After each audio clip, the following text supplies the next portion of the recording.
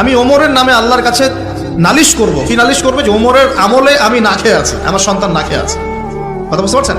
এই কথা শোনার সাথে সাথে ওমর রাদিয়াল্লাহু আনহুর মানে বুকে আল্লাহ পাকের ভয় চলে আসলো, হৃদয় প্রকম্পিত হলো।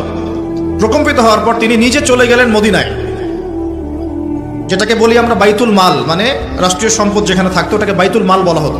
সেখান থেকে একটা আটার বস্তা নিজের কাঁধে উঠিয়েছেন, উঠিয়ে নিজে পায়ে হেঁটে ওই মহিলার বাসায় যাচ্ছেন। তার পাশে থাকা একজন সাহাবী, তিনি বলছেন, তার নাম আসলাম রাদিয়াল্লাহু আনহু, তিনি বলছেন যে ইয়া আমিরুল মুমিনিন, হে আমিরুল মুমিনিন, আমাকে দিন, আনা আহমেলুক, আমি এটাকে বহন করে নিয়ে যাই, আপনি চলেন সাথে, সমস্যা নেই, আমি বহন করে নিয়ে যাই অ্যাটলিস্ট।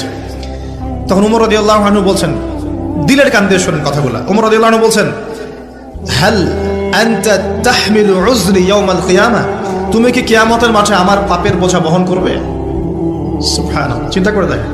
নিজের হাতে গেলেন, রান্না করে খাওয়ালেন, তারপরে বললেন আগামীকাল তুমি আমিরুল মুমিনিনের দরবারে এসো, সেখানে আমাকে পাবে।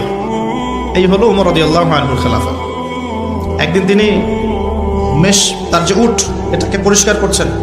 আলী রাদিয়াল্লাহু আনহু দেখে বলছেন, আমিরুল মুমিনিন, আপনি পরবর্তী জেনারেশনের জন্য অনেক কঠিন আদর্শ রেখে যাচ্ছেন, আপনি এত কাজ করছেন তারপরে নিজের কাজও নিজে করছেন।